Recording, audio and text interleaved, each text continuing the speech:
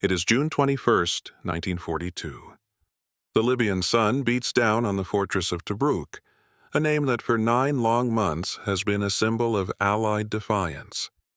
Inside its perimeter, 35,000 Commonwealth soldiers, mostly South African, stare east into the dust, expecting a siege, not a storm. The storm comes anyway. It arrives in the form of hundreds of German panzers, engines roaring like mechanical beasts, their long guns spitting fire. This is the culmination of a breathtaking offensive, a masterstroke of speed and violence orchestrated by one man, General Feldmarschall Erwin Rommel. Just hours earlier, he was a general. Now, a jubilant Adolf Hitler has promoted him to the highest rank in the German army. Tobruk, the unbreakable fortress, the thorn in the Axis side, falls in less than 2 days. For the men of the Afrika Korps, this is the zenith. As Rommel himself would later recall, "For every one of my Africans, that 21st of June was the high point of the African War." In Berlin, propaganda minister Joseph Goebbels hails it as a victory of genius. In London, Prime Minister Winston Churchill is informed of the disaster while meeting with President Roosevelt in Washington. He would later describe it as one of the heaviest blows of the entire war. The path to Cairo, to the Suez Canal, to the oil fields of the Middle East, seems to lie open. The Desert Fox, it seems, is invincible. But history is a landscape of cruel ironies. Look closer at this moment of supreme triumph, and you can see the faint outlines of a ghost, the shadow of a future that no one in the summer of 1942 could possibly imagine. Because less than 11 months after Rommel stood at the pinnacle of his power, his fabled Panzer Army Africa would cease to exist. It would not retreat in glory. It would not be evacuated to fight another day. It would be annihilated. In the hills of Tunisia, 250,000 German and Italian soldiers, veterans of countless desert battles, would walk into captivity, their hands raised in the largest mass surrender of Axis forces in the entire war, an event eclipsed in scale only by the catastrophe at Stalingrad. How? How does a force led by a commander hailed as a military magician, a man who ran circles around his enemies for nearly 2 years, simply vanish from the map? How does the myth of the Desert Fox, a legend so potent it was respected even by his foes, end in such total abject humiliation?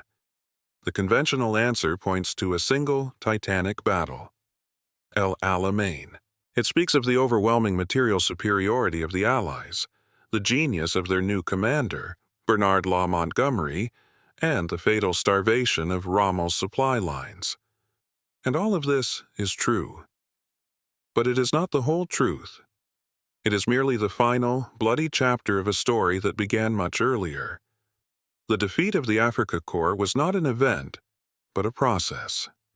It was not the result of one lost battle, but the inevitable consequence of a campaign that was rotten from its very inception. This is the story of how a strategic sideshow, a minor intervention to prop up a failing ally, spiraled into a war that Germany never truly intended to fight, and was never equipped to win. It is a story that proves a fundamental truth of warfare, that tactical brilliance, no matter how dazzling, cannot overcome strategic bankruptcy. Germany's defeat in North Africa was not a failure of a single general, but the inevitable collapse of a strategically incoherent, logistically starved, and fundamentally misunderstood campaign that the Allies, out of their own desperation, elevated to the central stage of the war. Every spectacular victory Rommel won was merely another domino falling, pushing his army further down a road that could only ever lead to one place: annihilation. The seeds of the surrender in Tunisia in May 1943 were not sown in the minefields of El Alamein in late 1942. They were sown in a Führer directive issued in the cold Berlin winter of January 1941, a decision made with reluctance, born of necessity, and rooted in a profound misunderstanding of the war that was about to unfold in the most unforgiving theater on earth, The desert fox was not defeated by his enemies. He was defeated by the desert itself, by the tyranny of distance, and by a war his own high command never truly believed in. He was sent not to win, but to not lose. And in that fatal distinction lies the entire tragedy of the Afrika Korps. To understand the end, we must return to the beginning. The story of Erwin Rommel in Africa does not start with the thunder of panzers, but with the whimpers of a collapsing empire. By late 1940, Benito Mussolini's dream of a new Roman Empire in Africa was turning into a waking nightmare. His invasion of Egypt had been a fiasco. The Italian 10th Army, a massive but poorly equipped and led force, had been shattered by a far smaller but more nimble British-led Commonwealth force in an operation codenamed Compass. The British commander, General Richard O'Connor, had orchestrated a textbook campaign of mobile warfare. His heavily armored Matilda II tanks proved all but impervious to Italian anti-tank guns. Italian soldiers, fighting with outdated equipment and even worse morale, surrendered in droves, over 130,000 of them. The Western Desert Force, as the British unit was known, swept across Libya, capturing Bardia, Tobruk, and Benghazi. By early 1941, they were poised to take Tripoli, the last major Italian holding in North Africa. For Mussolini, it was a humiliation of the highest order. For his senior partner in the Axis, Adolf Hitler, it was an irritating distraction. Hitler's mind in the winter of 1940-41 was not on the sands of Libya. It was fixed, with obsessive focus, on the vast plains of the Soviet Union. The final preparations were being made for the largest land invasion in human history, Operation Barbarossa. That was the main event, the Vernichtungskrieg, the war of annihilation that he believed would decide the fate of Europe for 1,000 years. Everything else was secondary. The Mediterranean, North Africa, these were, in the cold calculus of the German High Command, a sideshow, a war of the fleas, as one general dismissively called it. But the total collapse of his primary ally could not be ignored. An Allied-controlled Libya would threaten the soft underbelly of Europe, expose Italy to attack, and potentially destabilize the entire Mediterranean. It would be a political and strategic disaster. Reluctantly, Hitler agreed to intervene.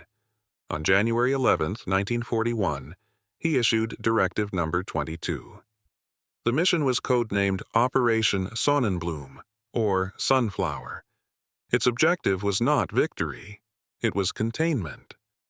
A small German blocking force, a Sperrverband, would be sent to Libya for the sole purpose of stiffening Italian resolve and preventing the British from capturing Tripoli. The man chosen to lead this mission was General Lieutenant Erwin Rommel. At 49 years old, Rommel was a rising star, but not yet a household name. He was a highly decorated hero of the First World War, an infantry officer who had won the prestigious Pour le Mérite for his exploits on the Italian front. In the interwar years, he had been a respected instructor and author. But it was his command of the 7th Panzer Division during the invasion of France in 1940 that had truly made his name. His division had moved with such speed and audacity, appearing behind enemy lines as if from nowhere, that it earned a nickname. The Gespenster Division, the Ghost Division. Rommel embodied a particular style of German military doctrine known as Auftragstaktik, or mission-type tactics. This philosophy encouraged commanders at all levels to act on their own initiative to achieve a broader objective, rather than waiting for specific orders. It fostered flexibility, speed, and aggression. Rommel was its ultimate practitioner. He was not a general who commanded from a distant headquarters, poring over maps. He commanded from the front, often in a command vehicle or a scout plane, sensing the battle's rhythm, feeling for the enemy's weak point, and then striking with everything he had. This was the man who arrived in Tripoli on February 12, 1941. And this is where the popular myth begins. The story of the lone genius, the Desert Fox, who with a handful of panzers and his own indomitable will single-handedly reversed the course of the Desert War. It's a powerful, cinematic image. And like all powerful myths, it contains a kernel of truth while obscuring a more complex and troubling reality. The reality was that Rommel's orders were explicit and restrictive. He was to act defensively. His force, which would become known as the Deutsches Afrika Korps, was formally under Italian command. The German High Command, the OKW, forbade any advance beyond reconnaissance patrols until his full force had assembled, which was not expected until May. They saw the situation with sober clarity. Their forces were small, their supply lines were long and precarious, and their primary focus was thousands of miles away. North Africa was a holding action, nothing more. But Erwin Rommel did not see a holding action. He saw an opportunity. He saw an enemy that was, in his assessment, exhausted and overconfident. The British Western Desert Force, having just completed a stunning 500-mile advance, was a victim of its own success. Its supply lines were stretched thin, its vehicles were worn out, and, most critically, its best units were being stripped away. Winston Churchill, obsessed with opening a new front in the Balkans, had ordered many of the veteran troops and their equipment to be sent to Greece, a campaign that would end in a humiliating disaster. The forces left behind in North Africa were inexperienced, under-equipped, and thinly spread across a vast front. Rommel sensed this weakness immediately. While his superiors in Berlin preached caution, Rommel saw a loophole. His orders forbade a major advance, but they allowed for reconnaissance patrols. For a man like Rommel, a reconnaissance patrol could look a lot like a full-scale offensive. The antagonist in this story was not the British Eighth Army. It was the strategic reality of the situation. It was the problem of limited resources, of logistical constraints, of a grand strategy that deemed his theater unimportant. Rommel's entire campaign in Africa would be a war fought on two fronts, one against the British in the desert, and another, more subtle war, against the cautious, budget-minded generals and planners back in Germany. He was about to light a fire, believing his own genius could control the blaze. He failed to realize that the desert wind was not blowing in his favor, and that the fuel for such a fire had to be shipped across a hostile sea, a task his masters in Berlin were neither willing nor able to adequately perform. The stage was set not for a glorious conquest, but for a high-stakes gamble against the unbendable laws of military physics. The first domino was about to fall, and it would be pushed not by an order from Berlin or Rome, but by the will of a single, insubordinate general standing on the sun-baked soil of Libya.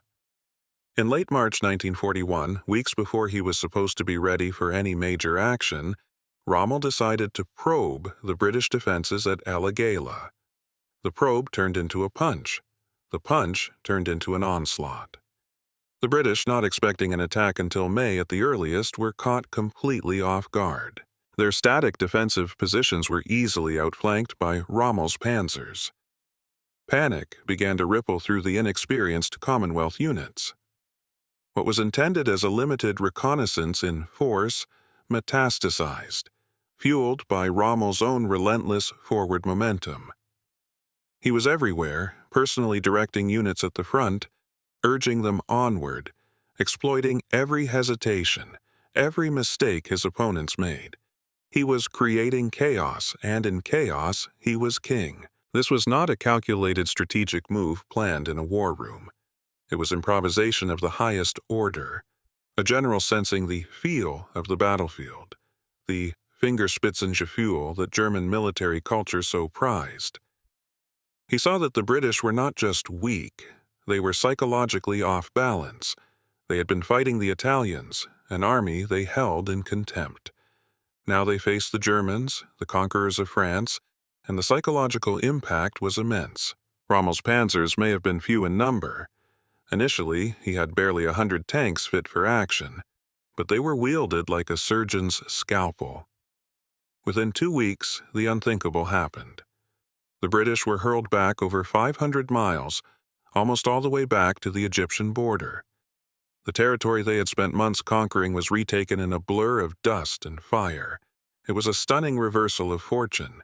a victory that seemed to defy all logistical and numerical logic. The Ghost Division from France had been reborn in the desert, but this spectacular success came at a cost that wasn't measured in men or machines. It was measured in strategic coherence. By disobeying his direct orders, Rommel had fundamentally altered the nature of Germany's commitment to North Africa. He had transformed a limited, defensive blocking mission into an open-ended offensive campaign. He had single-handedly dragged the German high command into a war it did not want and was not prepared to support.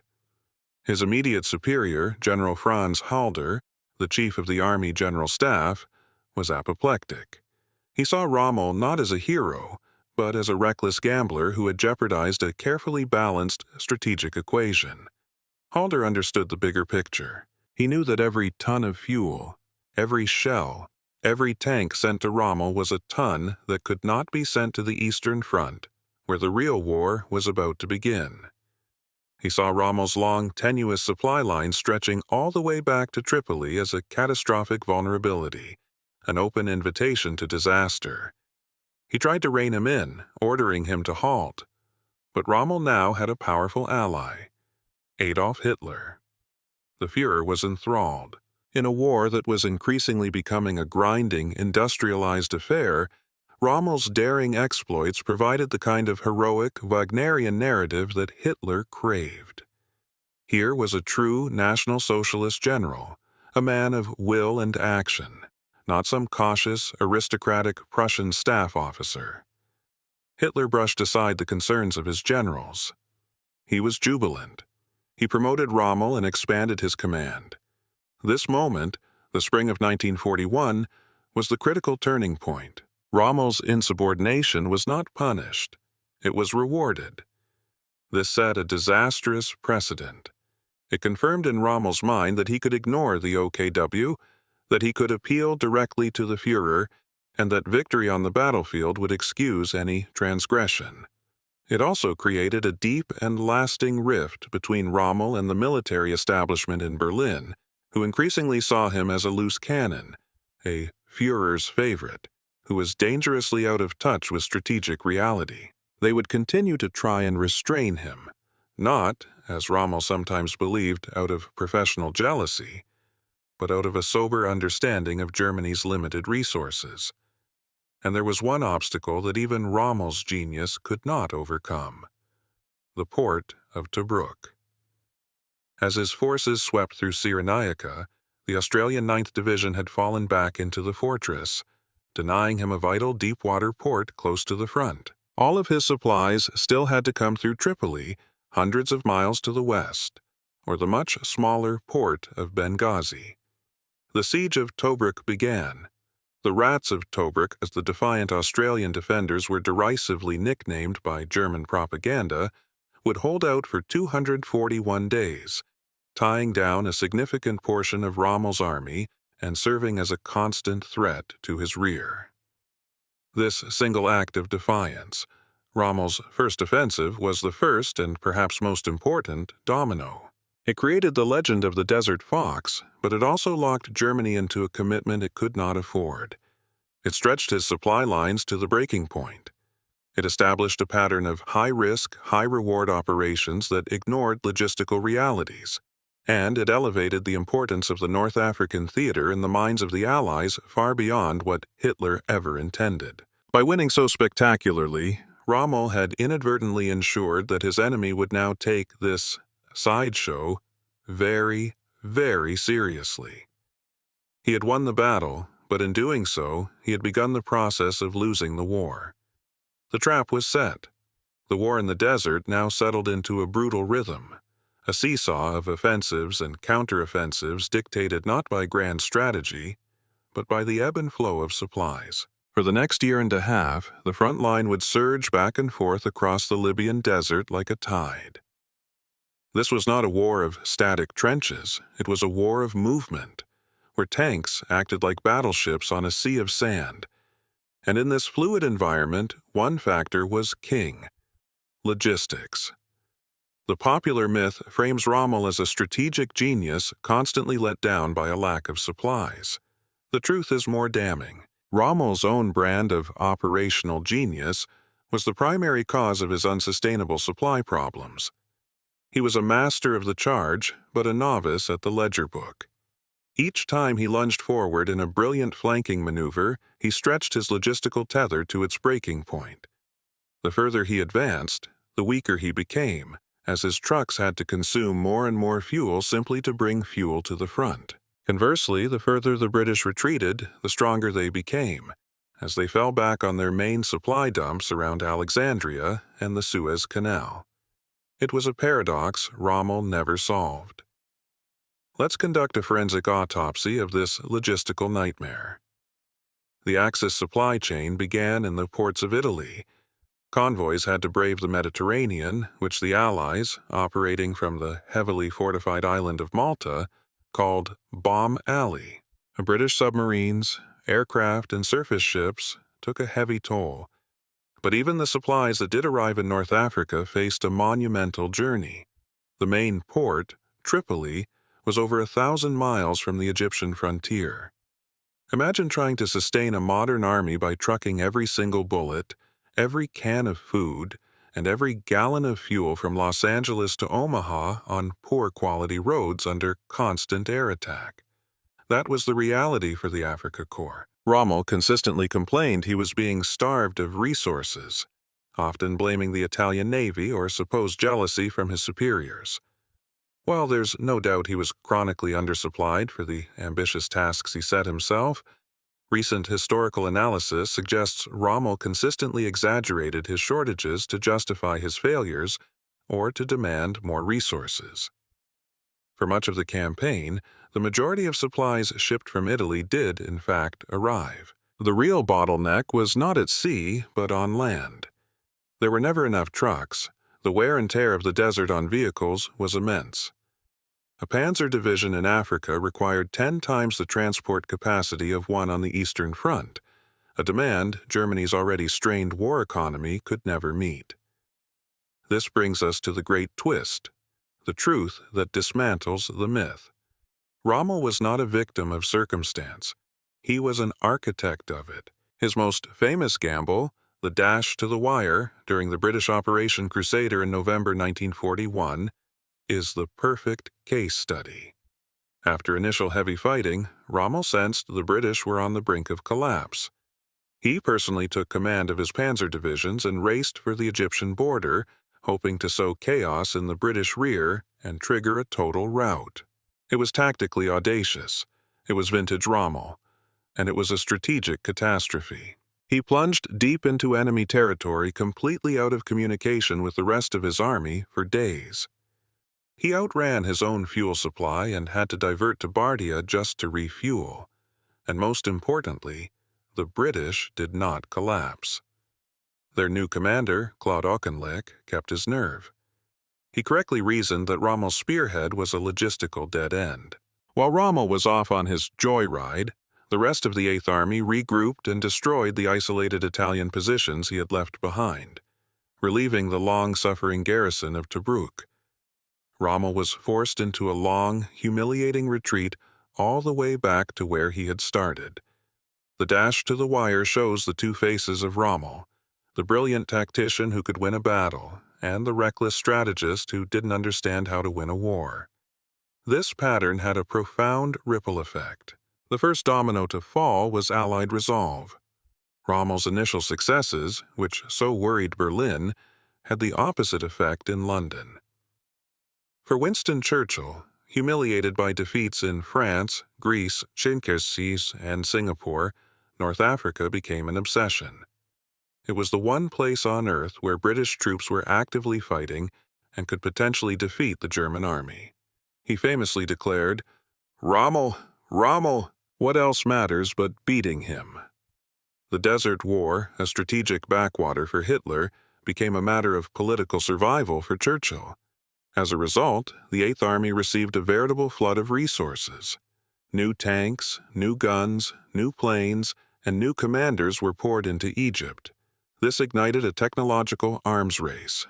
The early German Panzer IIIs and I-4s, which had been superior to their British counterparts, were soon met by American-made M3 Grant tanks, and later the legendary M4 Sherman. While German tanks often had better guns and optics, the Allies, backed by the industrial might of the United States, could simply produce more. By 1942, the Eighth Army had a decisive quantitative and often qualitative advantage. Another domino was intelligence. In 1941, British codebreakers at Bletchley Park cracked the German Enigma code. The intelligence gleaned, codenamed Ultra, gave Allied commanders an unprecedented window into the Axis plans, troop movements, and, crucially, their desperate supply situation. Rommel's greatest weapon had always been surprise. Ultra stole it from him. When Bernard Law Montgomery took command of the Eighth Army in August 1942, he had an almost godlike knowledge of his enemy's intentions. And that leads to the final domino, leadership. The British learned from their mistakes. They replaced bold but erratic commanders with methodical, cautious ones. Montgomery was the anti-Rommel. He was a meticulous planner, an organizer, not a gambler. He refused to be drawn into Rommel's freewheeling style of battle. He recognized that with his superiority in numbers, artillery, and air power, he didn't need to be clever. He just needed to be brutal. At the Second Battle of El Alamein in October 1942, he fought a battle of attrition, a grinding match, as he called it. It was the one type of battle Rommel, with his limited resources, could not possibly win. El Alamein was not the cause of Rommel's defeat. It was the confirmation of it. It was the bloody culmination of 18 months of German strategic folly and logistical fantasy, a bill that had finally, violently, come due. The retreat from El Alamein was the beginning of the end, but the final act of the tragedy was yet to come. On November 8, 1942, just 4 days after Rommel began his withdrawal, a massive Anglo-American armada landed troops in Morocco and Algeria, hundreds of miles to his west. Operation Torch, the first major American offensive in the European theater, had begun. Rommel was now caught in a gigantic vice. The battered Eighth Army was pursuing him from the east, while a fresh, powerful Allied army was closing in from the west. His army, bled white at El Alamein, now faced a two-front war, the very thing German strategy had always sought to avoid. The strategic sideshow had become a death trap. The final months of the campaign, fought in the green hills and muddy mountains of Tunisia, were a desperate, bitter affair. The wide-open desert that had been Rommel's canvas was gone, replaced by terrain that favored the defender and negated his talent for maneuver. He scored one last, brilliant tactical victory at the Kasserine Pass, inflicting a bloody nose on the inexperienced American forces. But it was a hollow triumph, a final flicker of a dying flame. It changed nothing. The Allied noose continued to tighten. In March 1943, a sick and disheartened Rommel was ordered back to Germany, ostensibly on medical leave. It was a pretense. Hitler knew the campaign was lost and wanted to save the reputation of his favorite general. Rommel pleaded with him to evacuate his veteran troops. Hitler refused. He ordered them to stand and fight to the last man, a nonsensical order that condemned 250,000 men to their fate. On May 13, 1943, the last Axis forces in Africa surrendered. The entire continent was now in Allied hands. The scale of the defeat was staggering. Germany had lost hundreds of thousands of its best soldiers, thousands of tanks, guns, and aircraft. These were seasoned veterans, men of the fabled Afrika Korps, who were now lost to the war effort forever. It was a Stalingrad in the desert, a catastrophic loss of irreplaceable manpower and material that Germany, now locked in a death struggle on the Eastern Front, could ill afford. The victory opened the door for the Allied invasion of Sicily and Italy, forcing Hitler to divert divisions to a new front in southern Europe. The sideshow had become a gaping wound. So what is the ultimate lesson of the North African campaign? It is a stark, timeless warning about the primacy of strategy over tactics and the dominance of logistics over glory. Erwin Rommel was, without question, a tactical genius. He could orchestrate a battle with the artistry of a conductor. But a war is not a single battle. It is a long, grinding contest of resources, industry, and strategic foresight. A string of brilliant victories is ultimately meaningless if it does not serve a coherent, achievable strategic goal, and if it is not supported by a realistic logistical plan. North Africa is perhaps history's greatest cautionary tale of what happens when a campaign is driven by a commander's ambition rather than a nation's grand strategy. This is not just a lesson from the past. It resonates with unsettling clarity in the modern era. We have seen it repeated in conflicts where initial rapid military success by a technologically superior force gives way to a long, unwinnable quagmire. Wars that begin with limited objectives, mission creep, can spiral into vast, resource-draining commitments where the definition of victory itself becomes hopelessly blurred. The psychological trap of believing that tactical brilliance can solve underlying strategic and political problems is as seductive today as it was in 1941. Finally, we must confront the most persistent myth of all: the idea that the North African campaign was a war without hate, a clean, chivalrous contest between honorable soldiers. This is a dangerous romanticism. While it may have lacked the systematic industrialized slaughter of the Eastern Front, it was an extension of the same brutal ideological war. German and Italian authorities implemented anti-Semitic laws. Jewish populations in Libya and Tunisia were subjected to pogroms, forced labor, and internment. An Einsatzkommando unit was formed and stood ready to follow Rommel into Egypt to carry out mass executions of the Jewish population in Cairo and Alexandria. Victory for the Axis in North Africa would not have been a chivalrous affair. It would have been a catastrophe for the region's minorities. The desert sands cover many graves, but they cannot be allowed to cover the truth. In the end, the legend of Erwin Rommel, the Desert Fox, endures. He remains one of history's most compelling and studied military figures, daring, brilliant, and complex. But his story is not one of a hero betrayed by fate. It is the story of a flawed commander who won his way into an unwinnable war. His legend obscures the fundamental truth of the campaign he fought, that it was a strategic mistake from the very beginning. The Desert Fox was ultimately trapped not by Montgomery Sherman's or Churchill's resolve, but by the inescapable realities of geography, industry, and a war that his own Führer never truly cared about winning. The desert, in its vast, indifferent wisdom, does not respect legends. It respects logistics. And in North Africa, for the Third Reich, the logistics of victory simply did not exist.